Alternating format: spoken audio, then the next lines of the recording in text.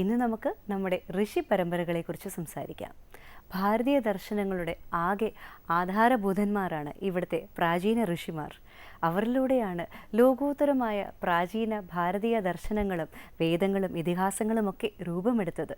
വയലാർ എഴുതിയ മട്ടിൽ അന്തർമുഖമീ പ്രപഞ്ച പരിണാമോത്ഭിന്ന സർഗക്രിയാസാരം തേടി അലഞ്ഞവർ അവരാണ് ഋഷിമാർ. ഇർ എന്ന അക്ഷരത്തിന് തന്നെ സവിശേഷമായ അർത്ഥമുണ്ട്. അത് അഗ്നിപുരാണത്തിൽ വിശദീകരിക്കുന്നുണ്ട്. ഇർ എന്നതിന് ശബ്ദം എന്നാണ് അർത്ഥം പറഞ്ഞിരിക്കുന്നത്. ഈ മൂലശബ്ദത്തിൽ നിന്നാണ് ഋഷി എന്ന പദം ഉണ്ടായിട്ടുള്ളത്. എഴുത്തുവിദ്യ സ്വായത്തമാകുന്നതിന് മുൻപുള്ള വൈജ്ഞാനിക സ്രോതസ്സായിരുന്നു അന്നുണ്ടായിരുന്ന ഋഷിമാർ. അവരുടെ ശബ്ദം തന്നെയായിരുന്നു അറിവിൻ്റെ ഉറവിടം. ആ സത്യം മുൻനിർത്തിയാണ് ഋഷി എന്ന പദത്തിൻ്റെ ഉൽപ്പത്തി. ശബ്ദത്തിലൂടെ ആശയപോഷണം നടത്തുന്നവർ, അവനാണ് ഋഷി.